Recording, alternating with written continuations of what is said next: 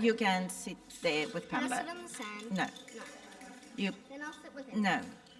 Here, you want to take pictures. Yeah, take pictures. I have my phone. Can I send you? Okay, actually, I know my camera is better.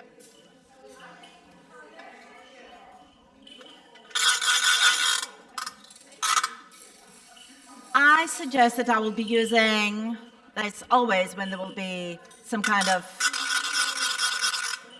you need to sit somewhere, not far away. Chag Sameach.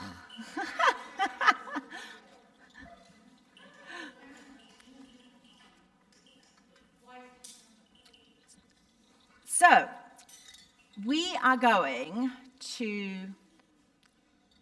begin this service of reading the Megillah, which is all written here, the special book of Esther, and I'm going to talk about it just in a few moments.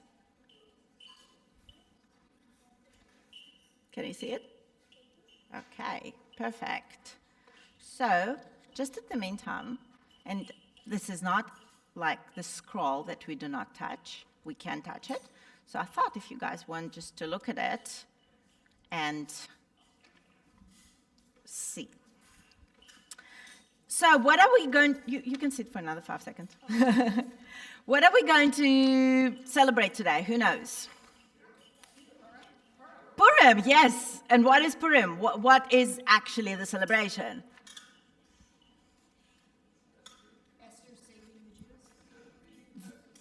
We're reading from the book of Esther, absolutely. Esther saving the Jews. What else? Good and bad, light and darkness, the beautiful fairy tale, right, that we always read about in our stories.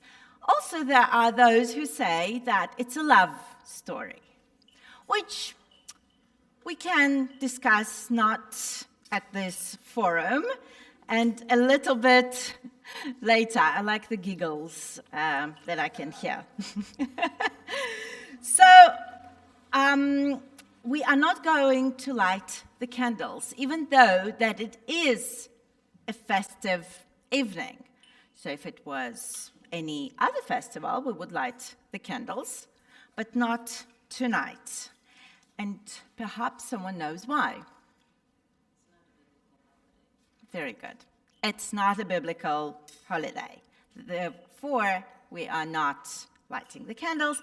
Actually, there are some synagogues that do, but it's more out of the minhag, the religious practice of the synagogue. But there are very special blessings that I would like that we will all recite tonight. So the first blessing is for the reading of the Megillah. Baruch atah Adonai, Eloheinu melech haolam, asher kitshanu b'mitzvotav, v'tzivanu al mikrei Megillah. Blessed are you, our God and King of the universe, who has sanctified us with his commandments and commanded us the reading of the Megillah, the scroll. The second blessing, and I'm sure that you know it by heart, and I would love that you would join me, is the blessing of Shechianu, the blessing of coming to this joyful occasion. Baruch atah Adonai, Eloheinu melech haolam, shechianu v'kimanu v'higianu lazman hazeh. And another blessing, which I'm not going to recite in English yet, and I would just encourage you to hear and think, maybe sometime different, sometime not long time ago, you heard it. Baruch atah Adonai, Eloheinu melech haolam, she'asa nisim le'avoteinu ve'imoteinu be'yamim ha'em b'zman hazeh. Blessed are you, Lord our God, King of the universe, who performed miracles for our fathers and mothers for those days at this time. Sounds familiar? When did we recite this blessing? Hanukkah, absolutely. So it's one of the connections between these few festivals. So, as I said, the most important commandment of tonight is that we are going to read from the Megillah, but also there are a few rules. So you all got a shaker, a ra'ashan, from the word rash, meaning noise.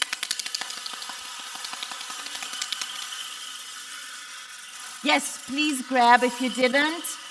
This is the only time that officially Rabbi tells the congregation you can make noise.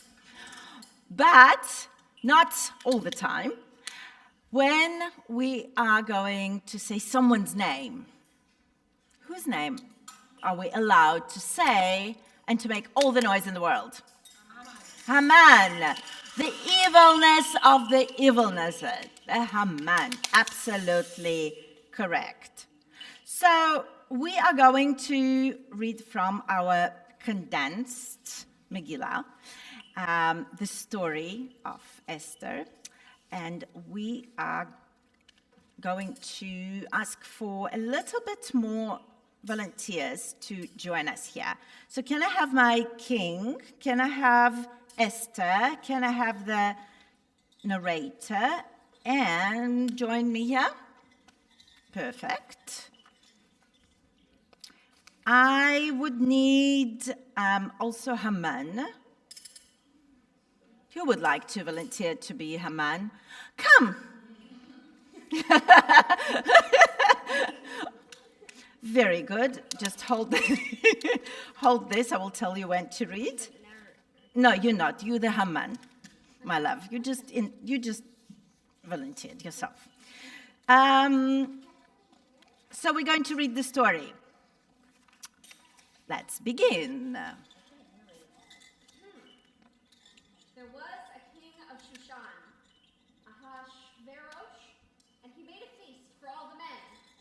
The queen, Vashti, made a feast for the women. The king commanded Vashti the queen to come to the men's feast. But the queen Vashti refused to come, and the king was very angry. Because the king was so angry, he sent Vashti away from the palace, and she was no longer his queen. Aww. I want to see every beautiful woman in my kingdom so I can choose another queen. There was a Jew, Mordecai, who lived in Shushan. He had a niece, Esther, who was very beautiful. Because Esther was beautiful, the king liked her the best, and he made her his new queen. Mordecai had told her not to tell the king, Ahasuerus, that she was Jewish. Because Mordecai, Esther's uncle, was kind of a yenta, he wanted to know what was happening to his niece Esther in the palace. So he sat near the gates of the king's palace all the time. While Mordecai sat in the king's gate, he heard two of the king's helpers talking about how angry they were with the king and that they wanted to kill the king. The king learned what Mordecai had heard, and when the king heard about these men, they were both hanged on a tree.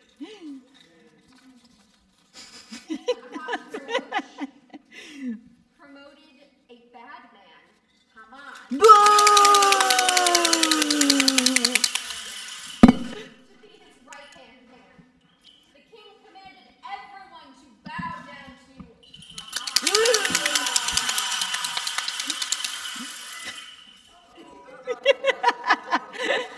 It shows the intention.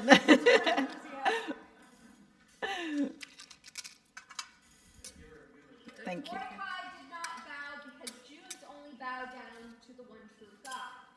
Haman was very angry because Mordecai did not bow. And when Haman found out that Mordecai was Jewish, he became angry at all the Jews. Because they didn't bow down, the king told Haman that he could kill all the Jews. Haman built a very tall hanging thing to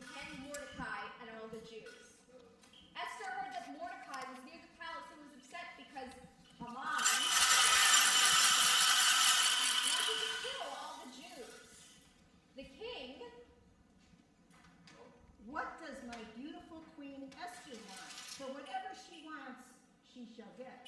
And the queen? The queen? Esther? Yes, Your Majesty. And my reading glasses, excuse me. That I can't help.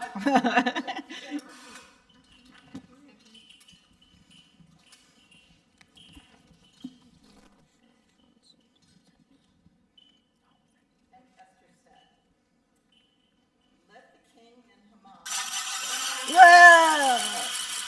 come to stay to a banquet that I have prepared for them. So the king and Haman came to the banquet that Esther had prepared. Then the king No. Said to Esther, what do you want? and Esther replied, All I want is for you and Haman to come to another banquet tomorrow. That same night the king could not sleep, and he read that Mordecai had told him of the 2 king's helpers who wanted to kill the king. So the king said, Have we rewarded Mordecai for this wonderful thing he did? and the king's men said, We have not done anything yet. Haman came in. And the king said, What shall be done to honor a man that the king likes very much? and Haman thought, Haman answered, The king. the king wants to honor me. Haman answered the king, bring in the beautiful clothes that the king wears, and the horse that the king rides, and the king's crown. Then put the king's clothes on the man, and then lead him onto the king's horse through the street of the city. And say to everyone, this is how we treat the man whom the king wants to honor. the king said To to Haman. Haman, Go take the clothes and the crown and the horse and do exactly what you said for Mordecai the Jew. wow, was Haman upset. Remember, Haman thought that the king was going to honor him. Instead, the king wanted to honor Mordecai. Haman put the king's clothes and crown on Mordecai and helped Mordecai onto the king's horse and led Mordecai on horseback through the street of the city. After this had been done, it was time for the banquet that Queen Esther had asked the king and Haman to attend. The king asked Esther what she wanted. She told the king that Haman wanted to kill all of the Jews. She said, I am Jewish. Let me and my people live. the king answered Esther and asked her, Who is he that wants to kill you and your people? and Esther said, The horrible man who wants to kill us all of us, is this wicked Haman. one of the king's helpers said, You know, there's just happened to be a hanging thing outside for someone. What a wonderful coincidence. Hang Haman there right now. and he did, and Haman died. The king Ahasuerus gave everything that belonged to Haman to Esther the queen and Mordecai her uncle. Needless to say, the Jews were very happy. Yay! Now, on the Jewish month of Adar, on the 14th day, all Jews celebrate because we were saved from the wicked Haman by the bravery of Esther and her uncle Mordecai. Woo! And the story ends. And the story ends, and thank you so much for our king and queen, Haman, and our narrator, and all of you for all your participation. Thank you very much. And just before we will go and eat Hamantaschen, ooh, which in Israel called Oznei Haman, the ears of Haman. It's a triangle that actually in some communities they're being referred to as a hat of Haman because of the triangle hat. And I was raised knowing that it's Oznei Haman, the ears of Haman.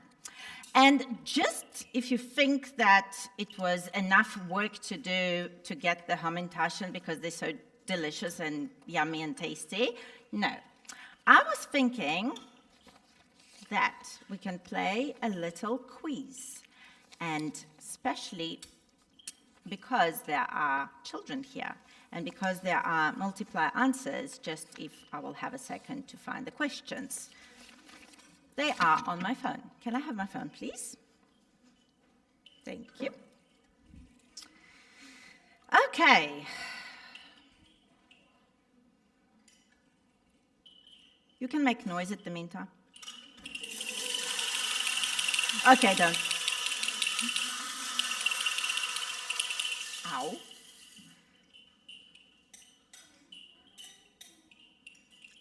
This is when commercials should come. That would be really good. Yes.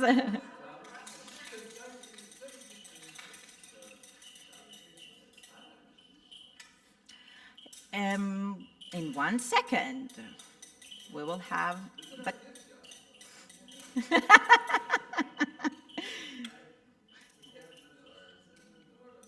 keep going. I still can't find it.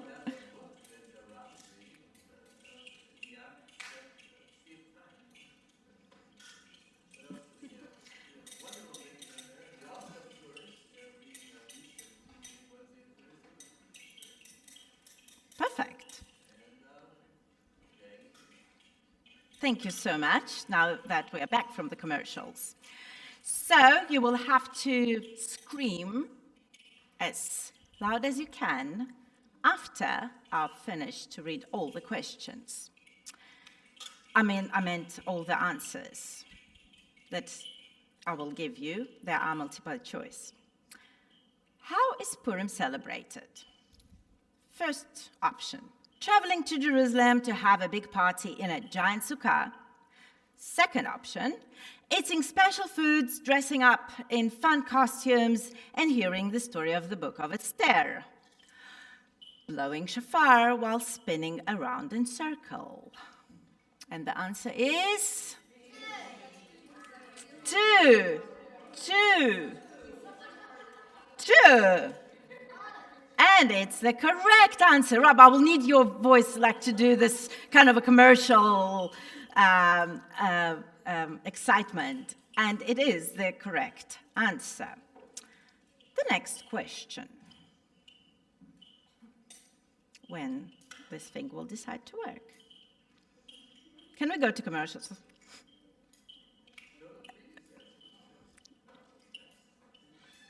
What happens during the reading of the scroll of Esther? Every time when Queen Esther's name is mentioned, everyone in the audience takes a sip of wine or grape juice. The reading of the Megillah is usually a very serious affair, or when Haman's name is read and everyone makes noise.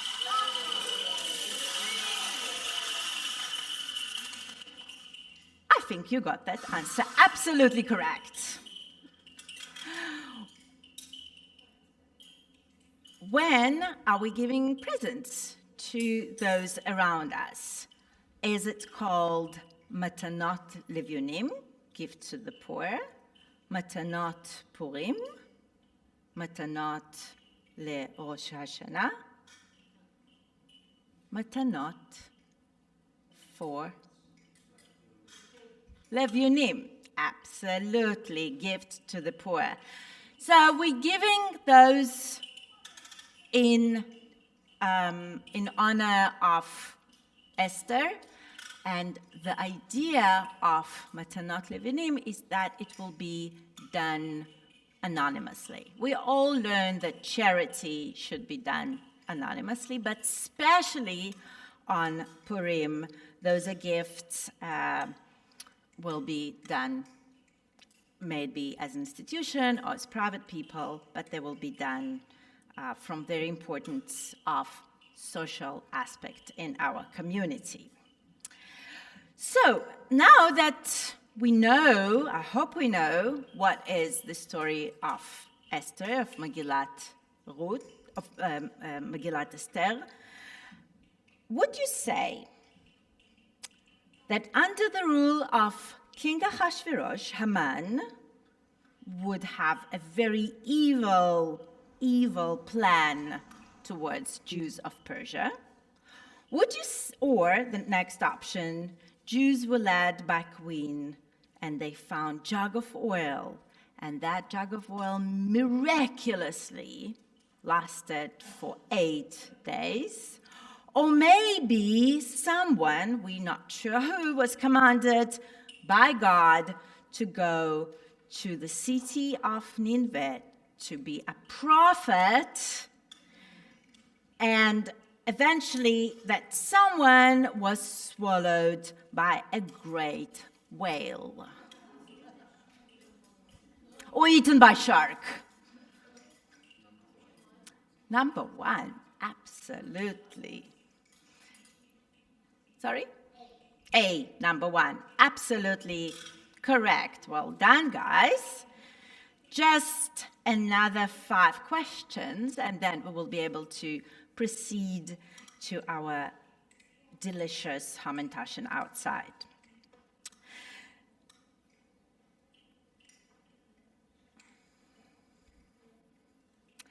What does the triangle shape of Hamantaschen symbolizes? Haman's pocket, Haman's hat, Haman's ears, or all the questions above?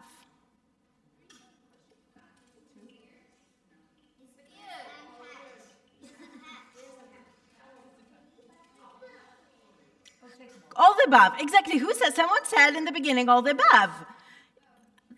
Those are all the correct answers.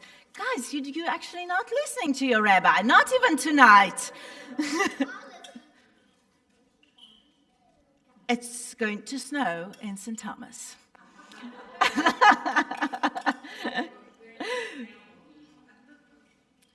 So, now that we all know that in different communities, in different countries, we use different word for Hamantaschen, who knows what actual meaning of a word Hamantaschen is?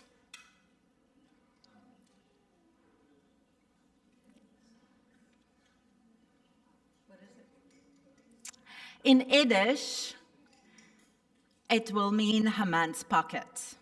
This is why in many congregations, instead of Oznei Haman, the ears of Haman, it will be traditionally said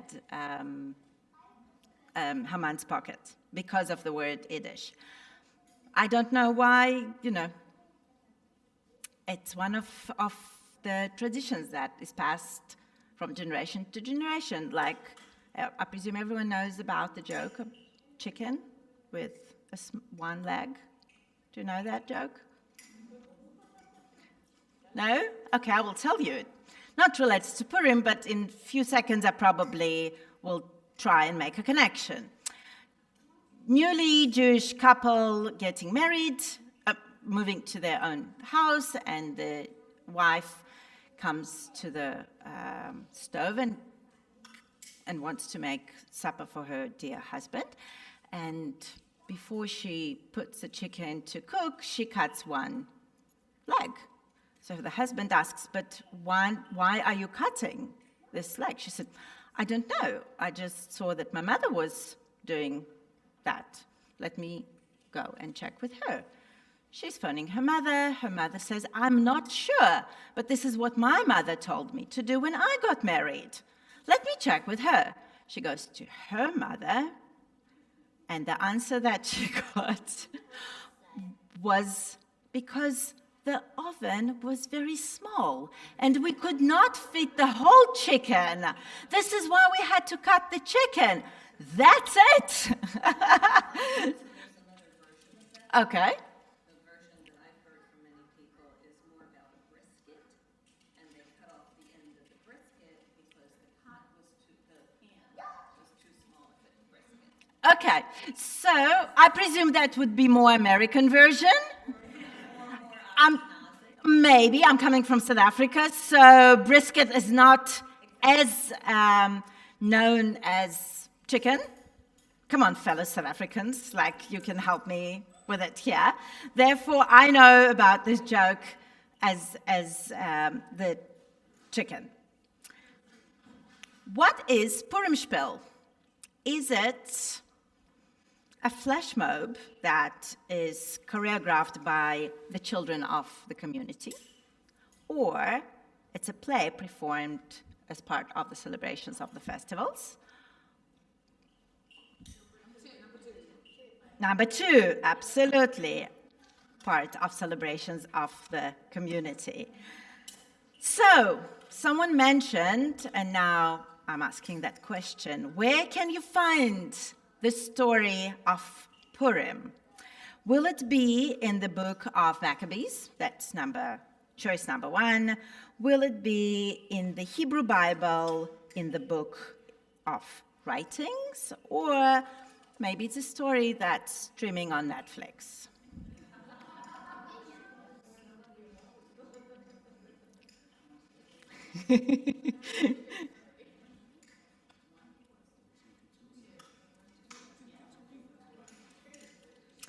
The correct answer is number two. It's part of Ketuvim section. And the last question for tonight. Why do people, rabbis, congregants, friends and family, have a good reason to get dressed up on Purim? Will it be because the Talmud reminds us that when Adar, the month of Purim, when we celebrate, arrives, we should marbim besimcha. We spoke about it a little on Friday, that we are commanded to increase in joy. Or will it be because Queen Esther actually masked her identity? She was wearing a mask and no one knew who she was? Or because the story that we are celebrating is actually hanafahu, that it's upside down, turning what wasn't revealed to something that was. Or perhaps, maybe, all of the above. All the above, absolutely correct. I'm wishing you a very joyful month of Adar. Thank you for joining us. And our Oznei Haman, the Hametashana outside. Chag Sameach.